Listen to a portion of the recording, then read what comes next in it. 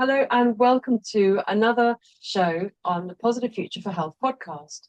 And as well as hosting this show, I'm your host, Althea Finch, creator of the Pain-Free Methods and how to be pain-free from long-term pain or chronic conditions by tuning into you. And if you'd like to find out more about that, go to painfreedom.co.uk. And on today's show, we have the amazing Andrew and Lizzie Baker, who produce the sumptuous and beautiful, high-level, high-quality products from pigs and also peacocks, but mainly pigs. I want to hear all about it. Who are you? How did you get into all of this? That is a good question. The big how. So we bought a We farm. ask ourselves that a lot, don't we? Was it how or why? Mm. No. So Why? we bought a farm about 13 years ago. Just a Mm. small holding, about 11 acres in South Wales. We were living working in South Wales anyway, and found a farm and moved Mm. onto the farm and started keeping pigs. We kept pigs 30 odd years ago when we were Oh, young and fit. Mm. And yeah, we'd always said, well, we need to keep pigs again. So we were missing it. Yeah. so what was that back? Was that like a hobby back then? Did you produce it commercially back then, or was that just for your own produce? That was just for Yeah. ourselves. Yeah. Well, mainly for ourselves. Yeah. We sort of a little bit as well, mainly for ourselves. We first got into pigs, yeah, about 35 years ago, is it? Something like 30 years 30 ago. something, yeah. Because I was a vegetarian and Okay. Liz was vegan. And Okay. so our big concern at that time was how animals were, yeah, animal welfare. Into intensive farming. Yeah, Yeah. intensive farming, animal welfare, what we're eating, and just kind of just being very disconnected with what we're eating. So Mm. we decided, maybe foolishly, I don't know, but we decided to, if we're going to eat meat, we're going to raise our own meat. So we had chickens, we had pigs, we had sheep, very small numbers on a very, very small scale, but just for ourselves and for our family. And Yeah. we went from vegan and vegetarian, sorry, vegetarian and vegan into full-blown carnivores. Yeah. Gosh, that's quite a jump, isn't it? A friend of mine, he was a vegetarian for ages, and then he started to eat meat. I was like, what? I didn't realize he was vegetarian. I asked him over for a barbecue, and he was like, we bought all this lovely chickens, and he says, no, I can't eat it. I'm like, oh no, so Yeah. sorry. What was that jump for you? What made you? I know you wanted to the ethical and good quality meat Mm. produce, but you're a vegan and vegetarian. Mm. What's that? What was that jump there? Well, I as a vegan, I wasn't actually very healthy. Got to the stage where I wasn't very healthy. Mm. I smoked at the time, so that wasn't very bad. So I gave that up. But yeah, I need to get some flesh on my bones because had actually lost a lot of weight at that time. Mm. Yeah, we just decided, and I think a lot of it was a reaction to not wanting to eat meat, not knowing how it was Mm. produced and stuff. Yeah. So yeah, we I sort of went for the idea that oh, if I can kill it, I can eat it, which which Which is I great. realized wasn't very practical. Which is great until you got something the size of a pig. Yeah, So that doesn't quite yeah, work. But no, yeah, but the idea yeah. was there. The idea was Yeah. there. We But didn't I really it expect was the about idea being working. connected, wasn't it? Getting connected connect with food. with our food, and we'd also moved into the tiniest little hamlet in a little tiny village in the middle of nowhere in Midwest Wales. I mean, it was very remote. So you're moving into a kind of a very farming community where, every year they'd have the guys on the horses and the dogs, and they'd be going out fox hunting every Christmas kind of thing, and they'd all meet outside our house because it just happened to be, there was a little area that they would meet there. And initially, we were like kind of really, well, we had our opinions on it, I suppose, Yeah. and but that is the countryside, and It is. It yeah, is. I grew up in the countryside, so at my early age, up in the middle of Leicestershire, old hunting ground, massively yeah, up there. yeah, And well, I moved down to London when I was 6, and my dad still would grow all the veggies. Mum would cook all the mm, veggies and all that. And I was perfectly, at home with chicken. I've got chickens today in my little mm, place in mm, Morden. mm, That's country living, and it's an oddity to a lot of towners to have mm, chickens or cows and sheep and things, but mm, it's normal in the countryside. Actually, it's, mm, it's fairly typical. You mm, smell the cow dung everywhere. mm. Yeah. Yeah, Yeah. yeah. It's not it's the normal world actually in the countryside. Mm. And so you had that small holding. I mean, my auntie had a small holding similar. She went more into horses, but she had the same sort of things. Mm. She used to have a pig in the living room, great big enormous. I mean, Yeah, you know how big they grow. yeah, It's like a yeah, horse in there. It's yeah. like a horse in there. But she used to say, "Oh, darling, like this and come like that." And I was like, Mm. "Well, Uh, that messy got was in the fridge next time we came along." Oh, right, So okay, yeah. Mm, yeah, but there it is. You've got to be quite tough as a farmer, an animal mm, farmer mm. particularly. mm.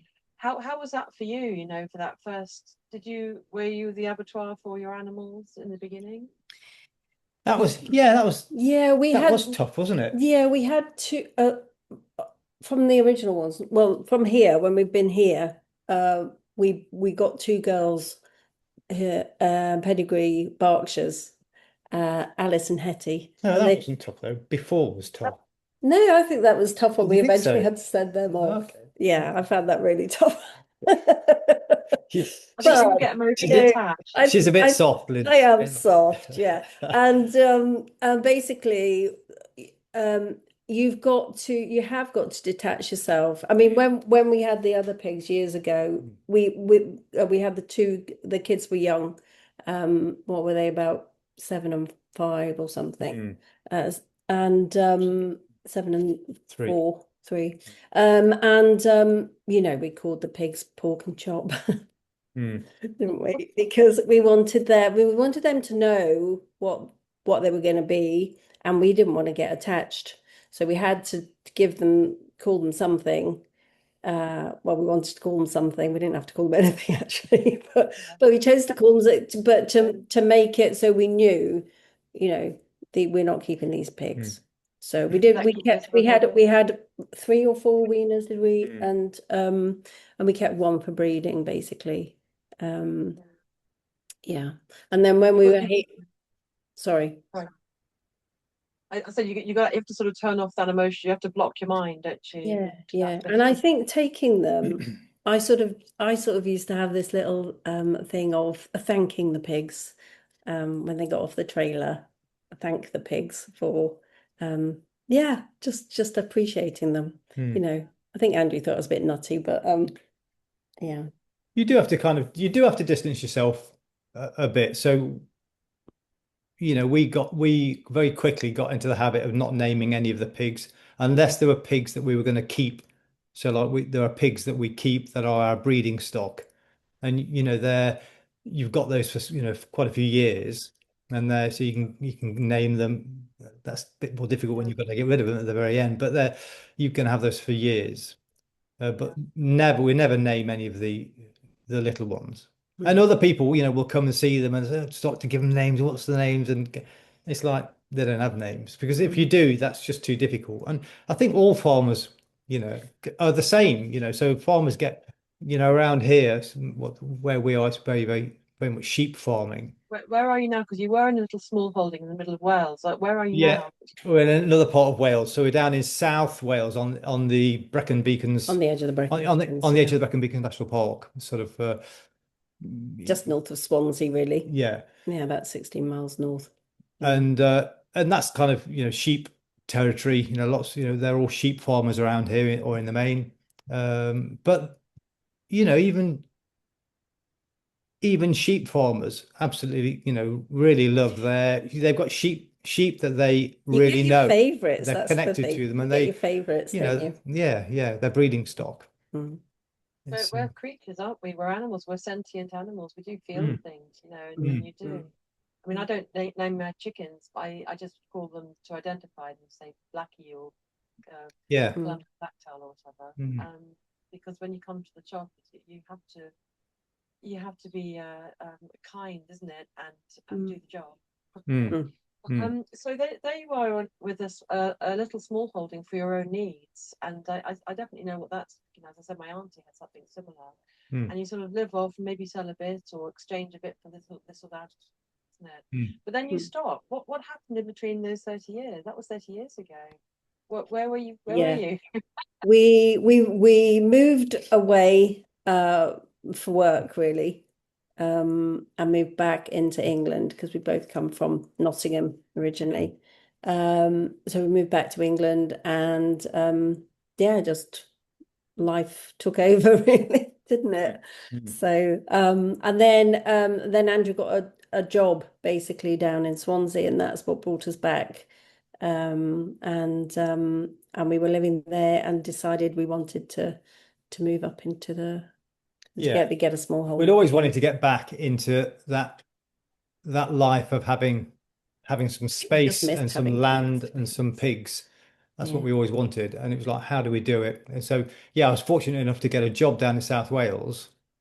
And then Liz, this is quite a cool story, I think, really, is that Liz, I was out at work, and then she was like obviously scouring the internet and just whatever, and just stumbled across this farm that we're at now. Was on up for auction, and anyway, Yeah, so we bought the farm at auction. We had a house and we bought the Yeah. farm, and we actually were a bit naive because we didn't realize that you have to pay the balance in 28 days. So we had a mortgage in principle for it, Yeah. and we went to bid on it. But basically We didn't realize that when there the was hammer went down, we got 30 days to clear the debt. yeah, But there was knotweed, and that became a bit of an issue. And we didn't know anything about knotweed. So Japanese knotweed. So we managed, and we got here, and we sold our other house eventually, and moved up here. But it was uninhabitable. It was And great. the fields were a mess, weren't they? Yeah. Absolute mess. So when we first moved here, it was completely empty. It wasn't derelict, but it was really poor condition. So it took us quite a long time to find how to turn the water on in the property. There was like, it was not in an obvious place. There was a stopcock tap in the sitting room. We thought that's a bit weird, sticking out the wall. So we tried turning that, nothing happened. And then it went on, and I couldn't work out how to turn the water on.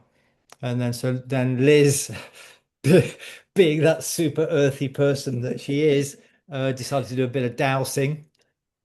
So my dad is dousing. My dad taught me how to douse for water years ago.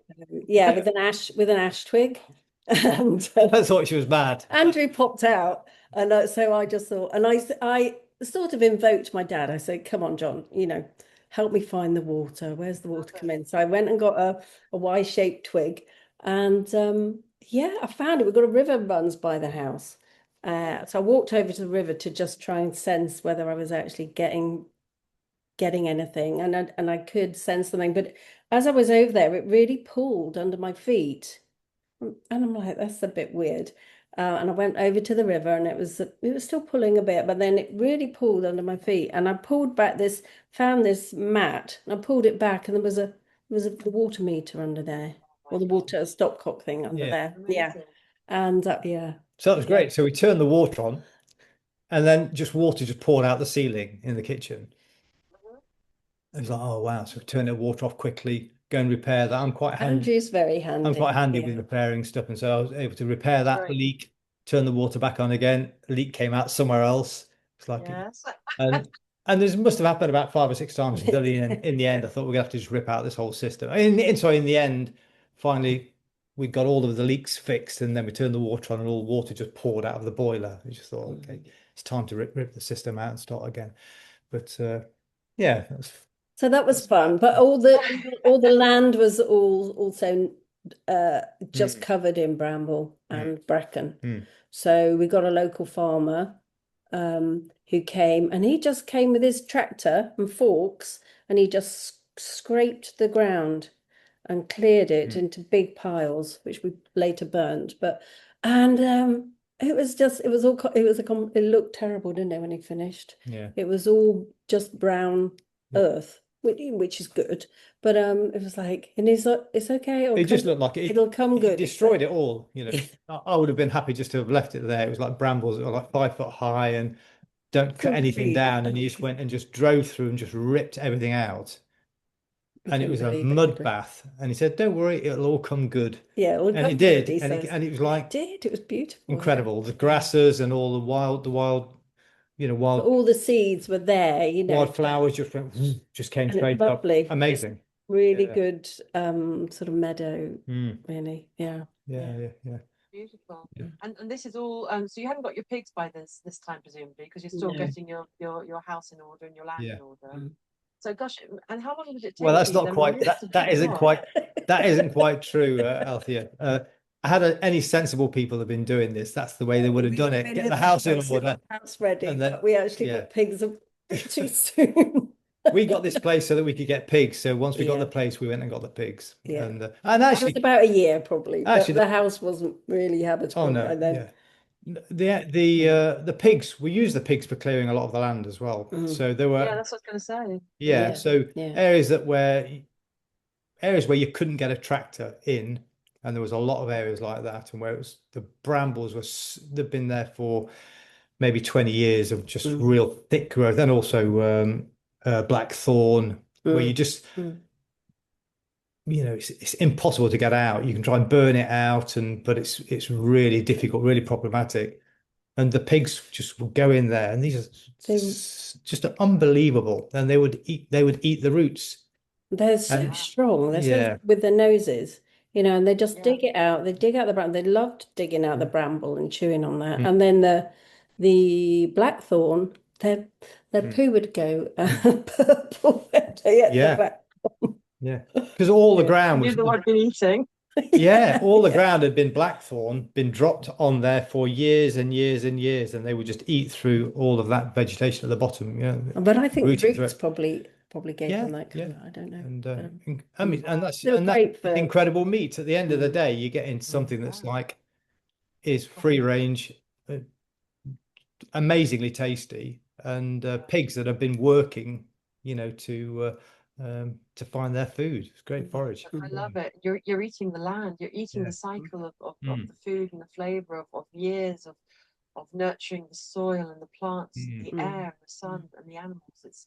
I love it. And didn't Jeremy Clarkson? Did you ever see his programs? I haven't. I've not seen any. No, we saw. He had the same problem. He had the same problem. He's discovered this great little machine. Not as good as a pig, obviously, but it was a thing not much bigger than a pig. And this I don't know, I think he called it the cruncher or the demolisher or something. And it literally went through and just demolished everything in its flow. But of course, nature's much more powerful, much more specific, isn't it? And yields rewards as well. Well, the thing is, the pigs, when they're digging over, they're manuring at the same time, so they're fertilizing the ground, and fantastic. And you can use them in the woodland then to clear the undergrowth, and the clear undergrowth. You get some light in there, and then you've got your seed bank, which gets covered over with brambles and bracken and can't see anything. As soon as you clear that away, all those seeds then that have been there for many, many years start to sprout, and you get all to be proper. You get your grasses and your flowers just come straight through. It's quite amazing. So you've got a meadow now and some woods, and your house is all in order. And how long did it take you to get this all? I wouldn't go as far as to say that, but we're getting there. We've only been here for 13 years. Okay. It takes time, doesn't it? My list of jobs is getting shorter, I was going to say.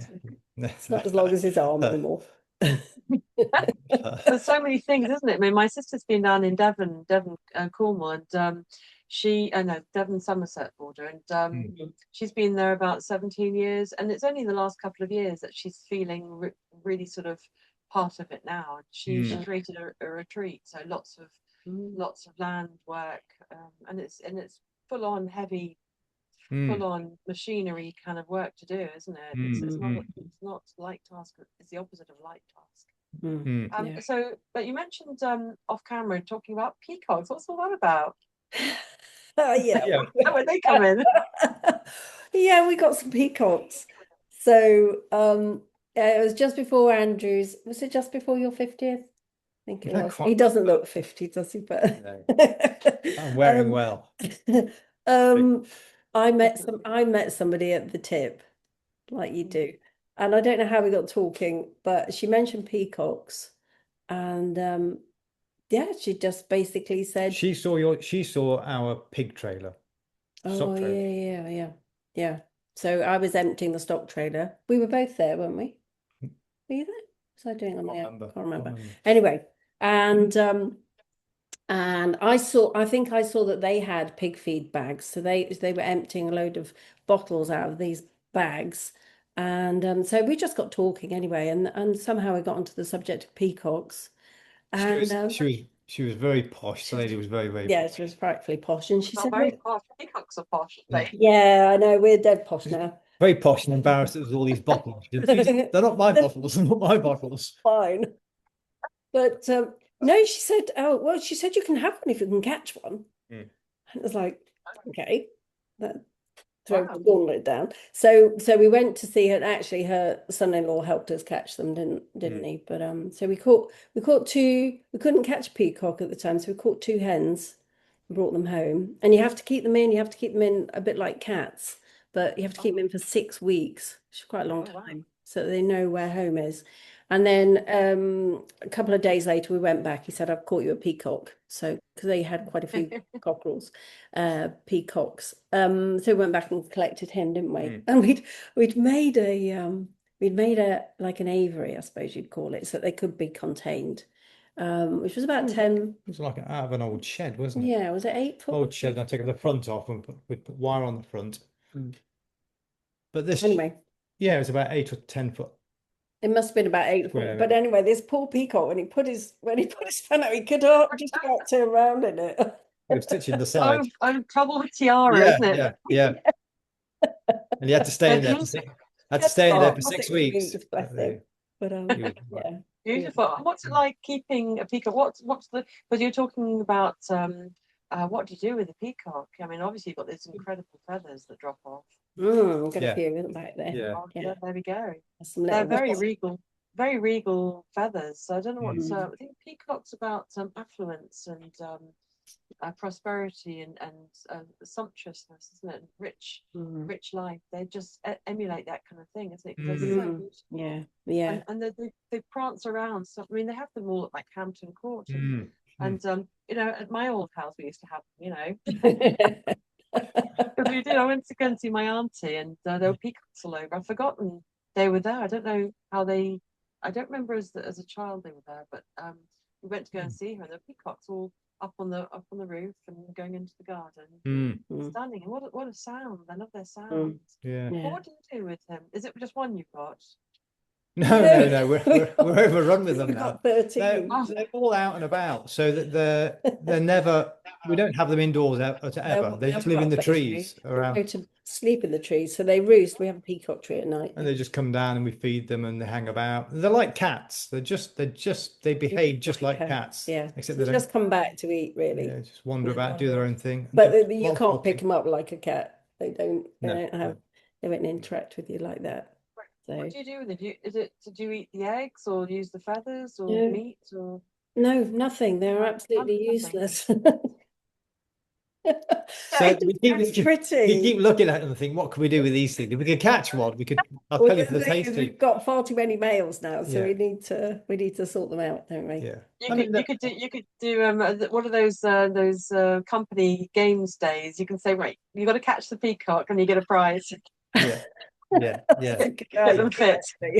yeah, Team building. yeah, Yeah. Team building, that's the one. yeah, yeah. But they're really beautiful, aren't they? And but it's coming to your pigs then. So you've been there 13 years, and now you produce this absolutely top quality produce from the pigs. And so you had experience before. You knew you were going to do that.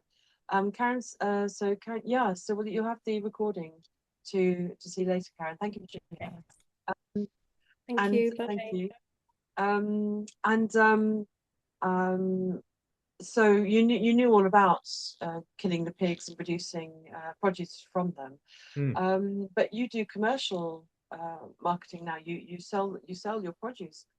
So is that what you had in mind? You knew that you're going to do a commercial? No. No, not at all. No. We just wanted to keep some pigs again. And we thought we'd probably sell a few pork boxes.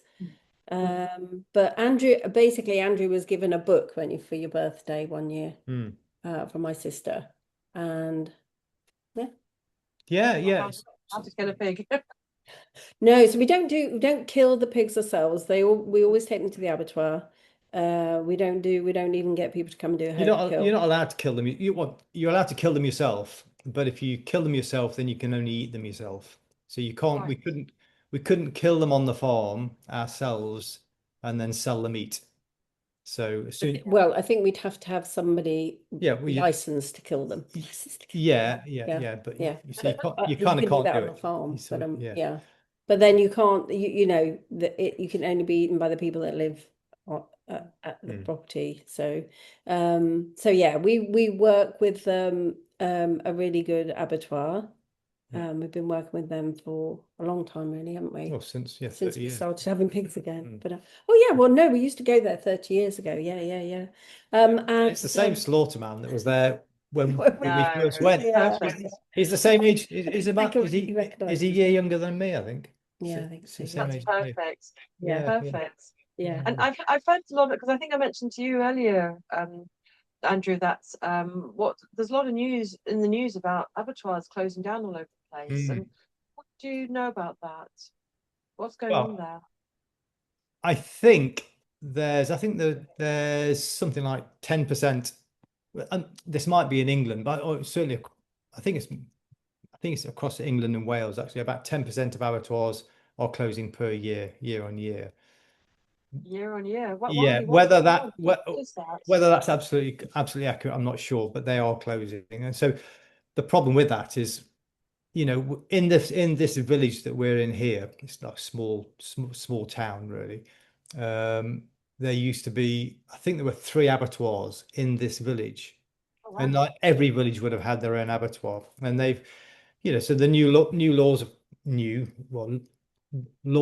have come in to say, the more the harder it is to bring it into line so that so things are done humanely. This food's going to go into the food chain, which is important. So they're kind of legislating what you can and can't do. And one of the things is you need to have a vet there from what I understand anyway. You need to have a vet there to inspect the animals when they arrive, to inspect the slaughter process. They then look at the inspect the meat basically, and then that gets passed as being this is fit for human consumption, and they get give it the stamp of approval, and then it can be sold. So you don't need any of that if you're going to kill it yourself and eat it yourself.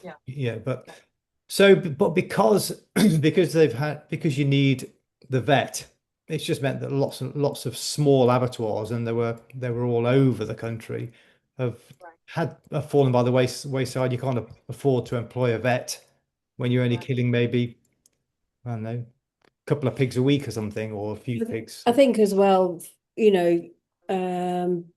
years ago there was BSE, wasn't there? And then we've had foot and mouth outbreak a few years back. And I think things like that have just made so the food standards have got much tighter. And in Britain, I think it's a lot more than even in Europe. We're quite we're very, very strict very strict in the UK, even compared to, I mean, Europe, is strict, but yeah, I think the UK seems to be really strict. And yeah.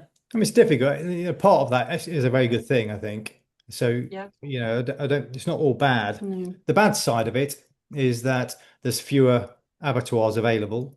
It means that farmers have to travel a lot further to get to the abattoir. So, the stress and the stress that an animal has to go through just in going to the back of a lorry and then that journey time, just extending that journey time is not ideal. I don't know what the answer is because I think having a vet there, and I think it's probably a really good thing. And keep Right. so that's keeping the standards. It's food going into the food chain. So it's an Yeah. important Yeah. I thing. think the costs have gone up overall, to have, well, I know the costs have gone up. We all know the Yeah. costs have gone up of everything. All over. But, Yeah. since we started keeping pigs again 13 years ago, there was there was four abattoirs, I think, that we could take our pigs to. And two of those, one of them doesn't take pigs anymore. The other one has closed. Mm, mm. And we do know of a new one that's opened up as Yeah, well. So, which is amazing. which is Yeah, really good. I mean, they had a side, they've now opened it up to take in other animals, including pigs. yeah. So it did used to just be poultry, and now they've opened up a new side, which is really good, and Yeah. and I think they're doing really well. Yeah, so But that's like really big news, having an abattoir open up. I mean, and it took him, well, him and his partner, 3 years. years, I think, years of jumping through hoops just to get to where they could open up. So I mean, Years. That's paperwork. crazy. Yeah, Yeah, yeah, it yeah. was And years. they went to another abattoir to see their setup, and the other abattoir, because it was old, was allowed to keep things as it was, but because they were doing theirs newly, a new Right. venture, they had to have. It was so different. Yeah, so many more Yeah. hoops. The Yeah. what they were saying they had to put in place compared to the existing abattoir.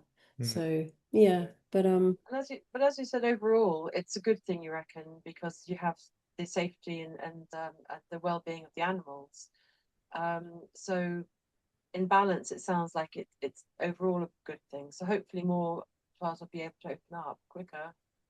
mm, I'm Yeah. wondering, if it's all about having the vet there, maybe couldn't the vet be shared over the county or over that Well, region? I there's think they there's do there's a bit of talk that. there's talk at the moment about having like traveling. No, traveling Traveling vets. abattoirs. No, like mobile Abattoirs. abattoirs. Oh Yeah, yeah. so you can Oh have a wow. mobile.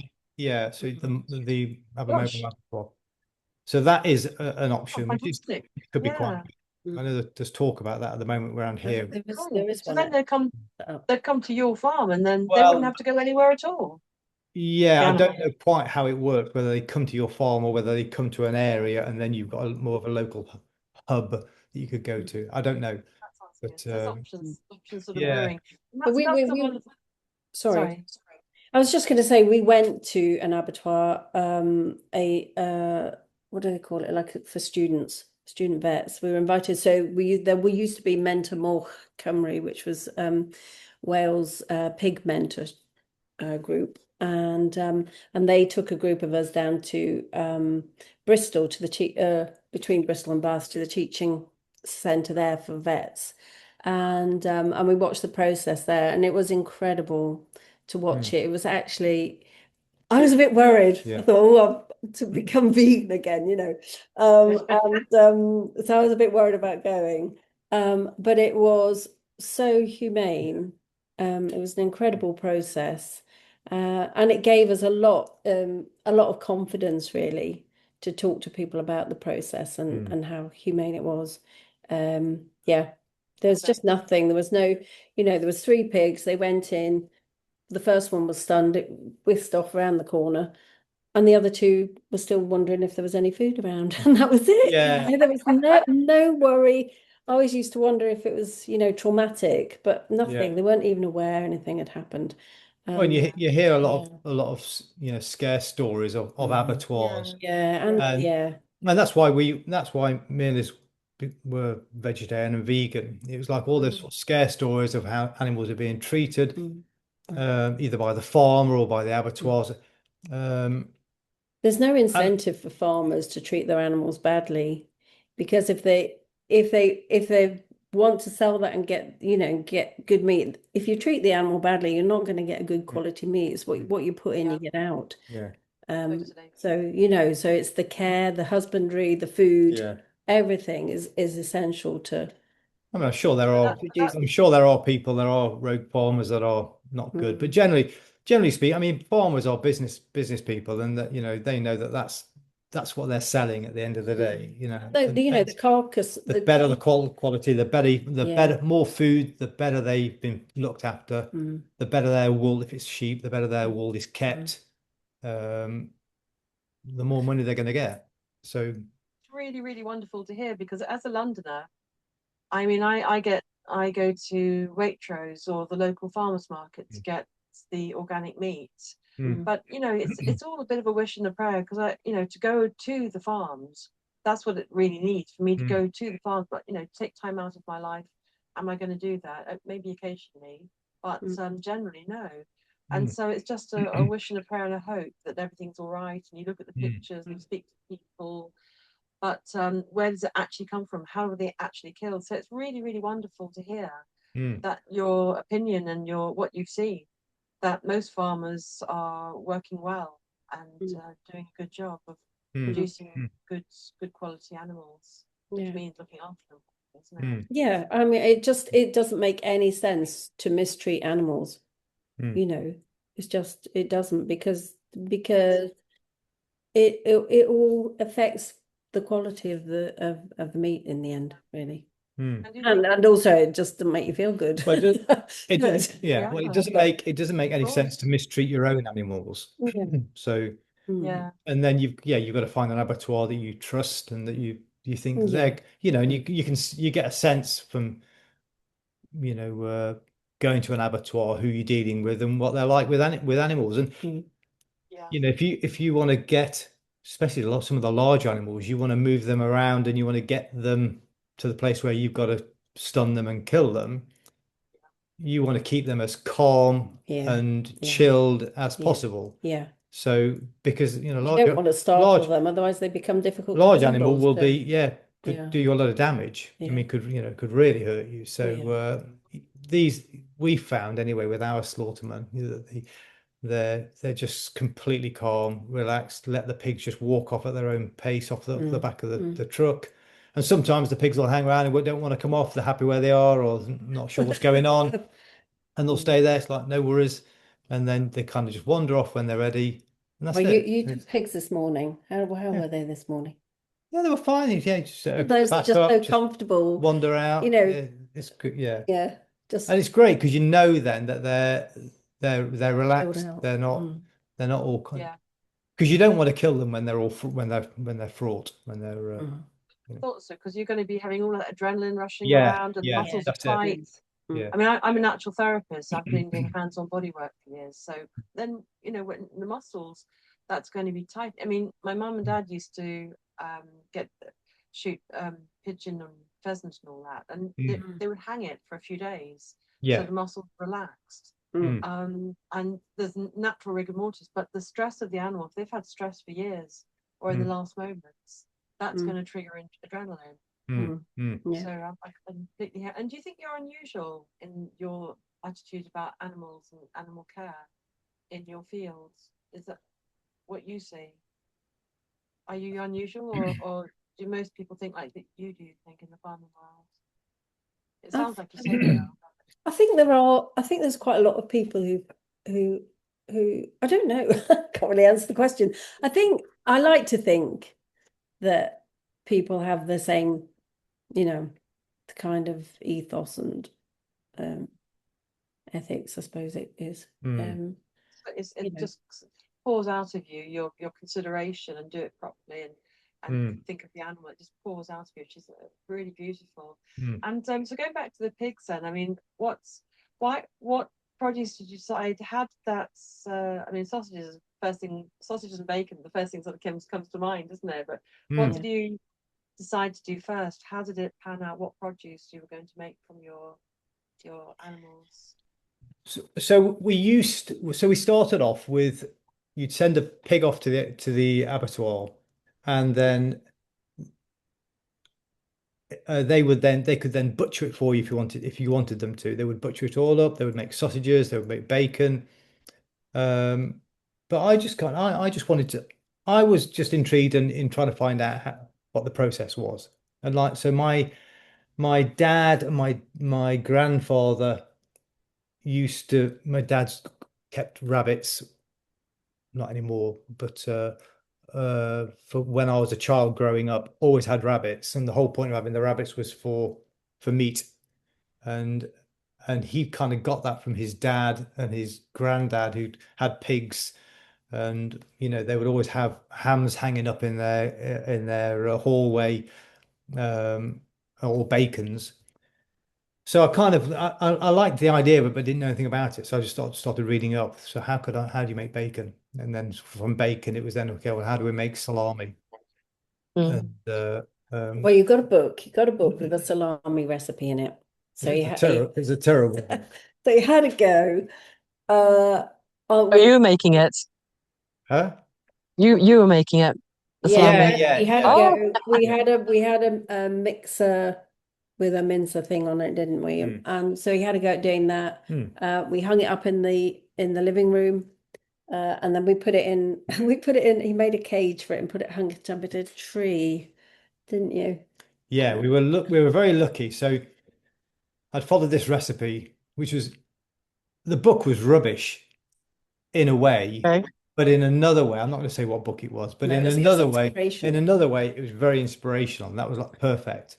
So, and I took inspiration from this book and followed the recipe, made salami, and then we hung up in the living room, did we? Hung up in the living room first of all, and then made like, because it had to be at about 20 something degrees. Then we made like a bird cage, sort of, and then hung it up outside, under a shelter. Well, he hung it in a tree, and then we moved it into the old tea bath out the old outside toilet. So you don't want it. It didn't use the toilet. Yeah. So we didn't want it to get. We didn't want it to get rained on, but we wanted to get the airflow flowing through it. And anyway, unfortunately, when it came to eating it, because it's just raw meat, so you got raw meat in a sausage, and you hang it up outside, or hang it up in quite a warm temperature initially, about 24 degrees centigrade. You leave it there for several days, which under normal circumstances would make the meat, well, it'd be poisonous. Right. So it's a very dangerous thing to do.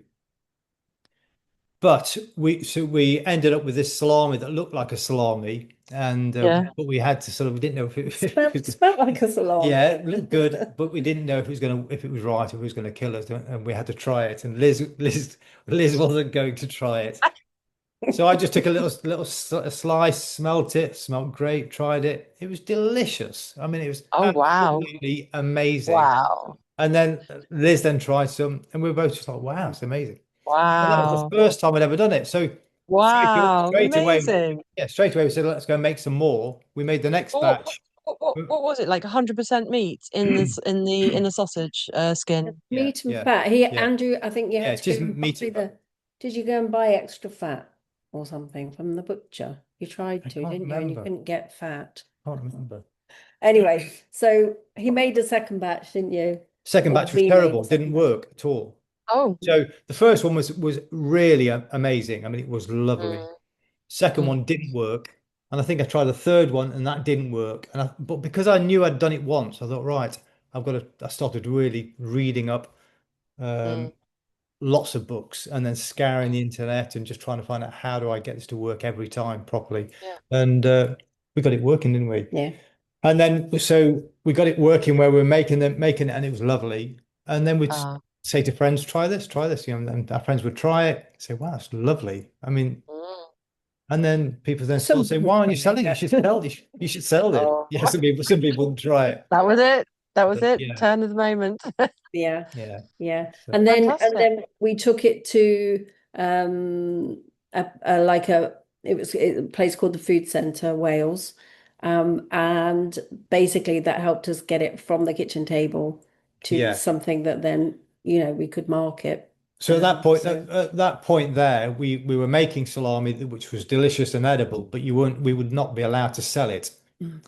or you're not even allowed to give it away to other people.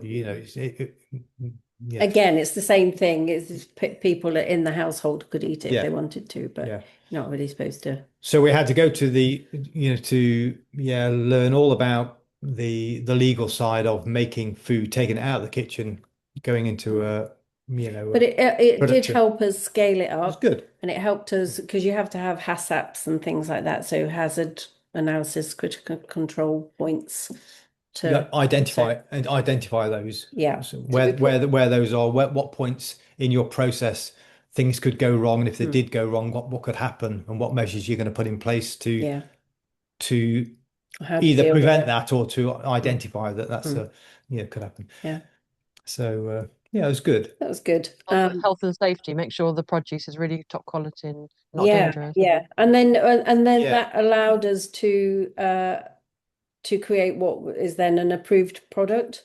So Mm.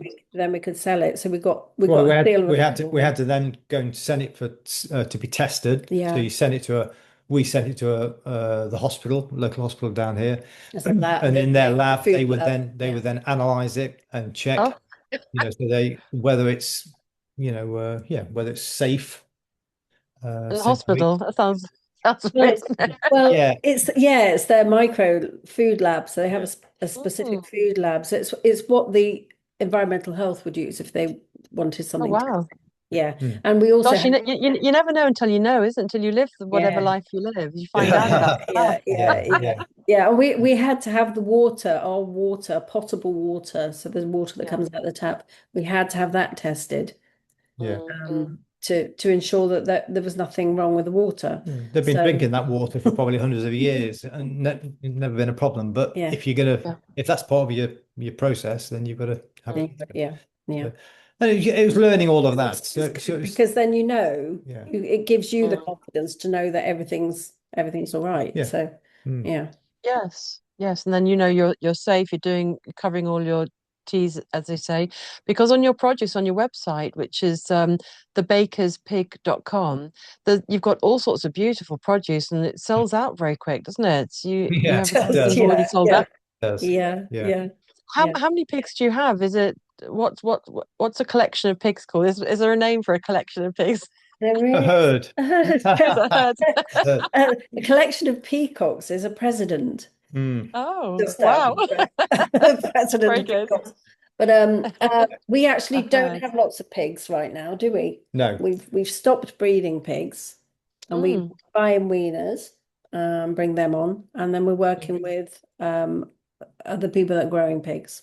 So this is Ah. So yeah. so it got to the point where um when we were raising our pigs, breeding pigs, raising pigs, and then the production side of it, turning that into salami and then marketing that, it's like we Mm. can't do it all. And so It's a big produce, yeah. isn't it? Doing the full circle. Yeah. And so it was not, I mean, we did do it all. It's nice to have done it all, but if we wanted to expand and take this seriously, then we Mm. couldn't. So it was like, well, look around South Wales, and so we looked at farms in South Wales that are breeding pigs, Mm. that are free range rare breed pigs, exactly the same. And what they do is they Oh. breed the pigs, and so Mm. we thought, okay, well, they can do that side of it. We got Mm. that assurance that we're getting really good quality pork from them. Mm. And the nice thing about it actually is Mm. that in Wales, the pig um, industry in Wales is almost non-existent.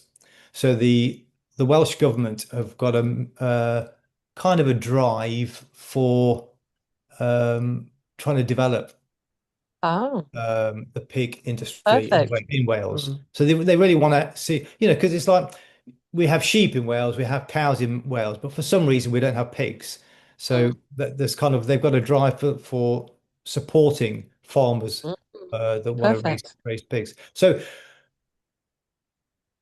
and the problem with pigs is that pigs are really, really expensive to feed. And so Oh. if you've got, I don't know, a sow who has, I don't know, maybe 10, 12 piglets, Mm. and you put all of that time and effort and money into feeding the pigs Yeah. right the way through until the pig's ready to go, you need to have a guaranteed route to market. If you're a farmer, Mm. farmers are thinking, okay, well, I don't mind raising pigs, but how am I going to sell these things? Yeah. So Yeah. we were able to offer, like that guarantee to farmers to say, well, if you're raising pigs, we'll guarantee we'll have X number of pigs from you um, Yeah. every month. And then Yeah. they can then it's really good for them because they can then plan ahead and think, okay, right, I can because you have to think like it's like a pigs, a sow will take 3 months, 3 months, 3 weeks, and 3 days is their gestation period. And Mm. then you've then got a minimum of say 5 or 6 months. We don't really Yeah. want pigs under that age. Um, Mm. Pigs commercially would go off a lot younger than that, but Yeah. we normally take them between 5 and 6 months, five to 7 months. Mm.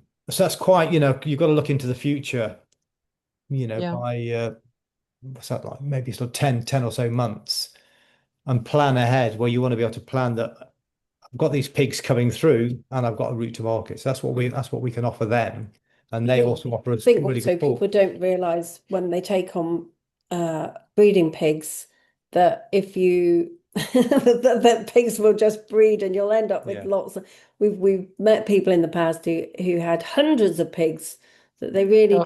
didn't know they were going to have that many pigs when they bought a couple of sows and a boar. Ah. It's just surprising. Um Mm. yeah. Yeah. So yeah, Nature's abundant. yeah, yeah. Yeah. Yeah. So yeah, we're moving over to working with more, getting Mm. more suppliers and working that Mm. way. Like I say, we stopped breeding. We took that as I a mean, yeah, one reason why we moved towards that new model as well was from coming out of COVID or Yeah. going through COVID. In fact, we were ramping up our pig production, and I think just pre-COVID, we were up to about 60, excuse me, up to about 60 pigs on Wow. our farm.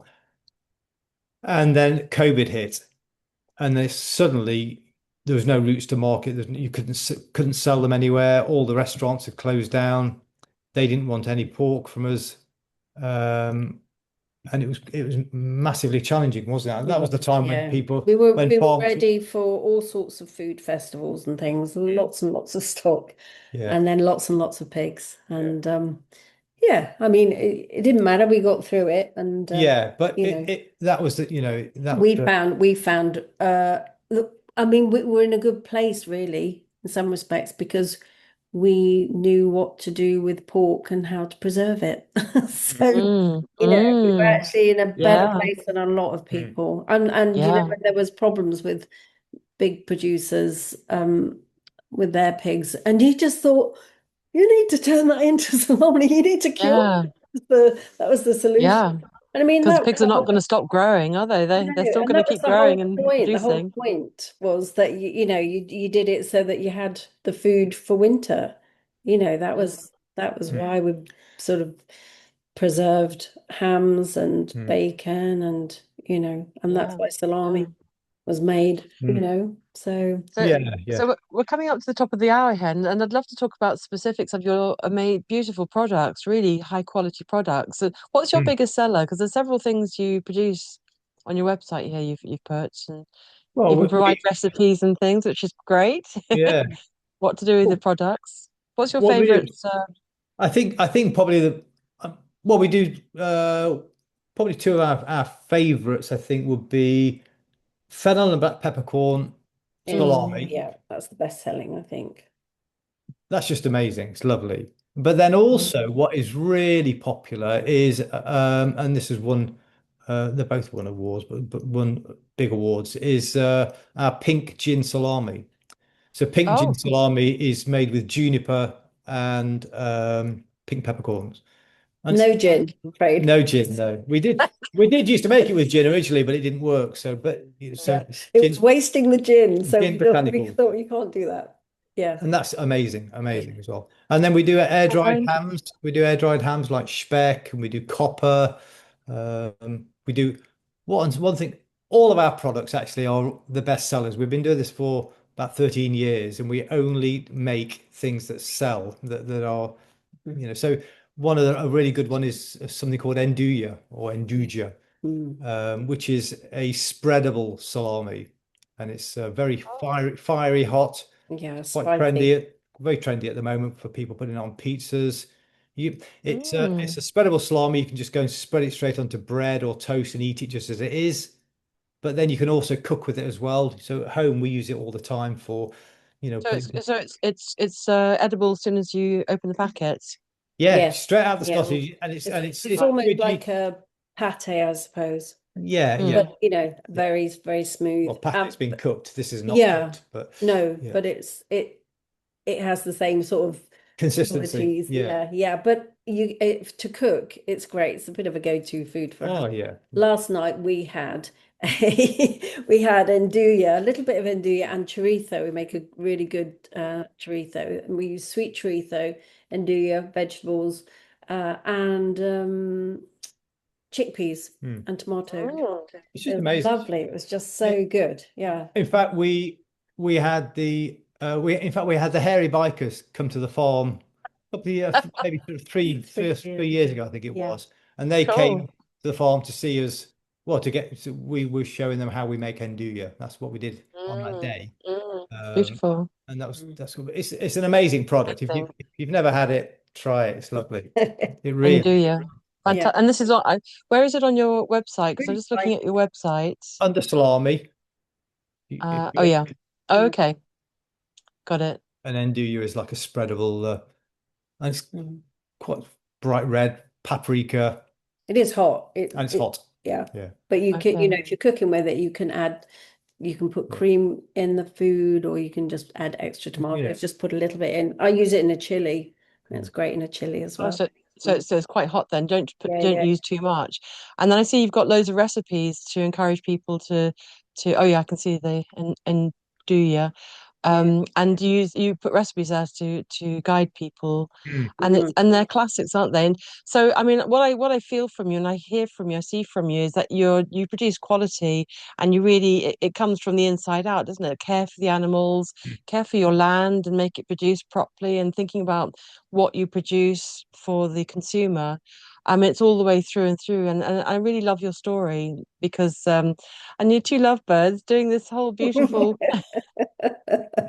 whole living this life Mm. that's and I love that you don't do the whole cycle of the produce because that makes you relate and work with the community, isn't it, with the people Yeah. who produce it and then you manufacture it Mm. and then you hear from the peacock lady and it's all the community Mm. Yeah. Mm. and that's what it's supposed to be, isn't it? Networking and Mm. working with each other. I Mm. remember my father used to try to sort of do a bit of everything. He's tried to sort of fix the house and mend everything and do the car, but we need each other. We Mm. need Mm. each other because we all have our specialities of skills, of skill Yeah. sets.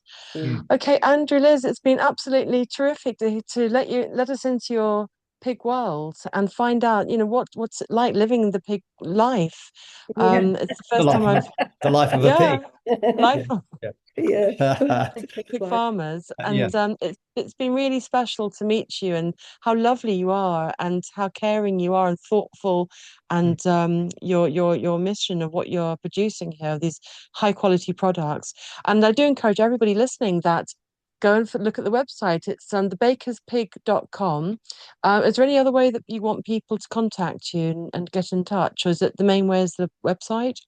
Go straight to website. By email. Yeah. There's an email on the website. And Yeah. we're also on Instagram, Instagram, Facebook. where Okay. if you do a search on Instagram for Welsh Charcuterie.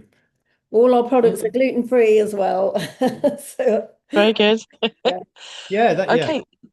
thank you so much, and thank you everyone for joining us, and everyone's listening to the recording. Yeah. So Andrew and Lizzie, how would you like to leave people today? I always like to leave the last word to my guests. A thought for the day, or what to focus, or what to be careful of when you're buying products, or any. How would you like to leave people today? So I'd like to leave people with um,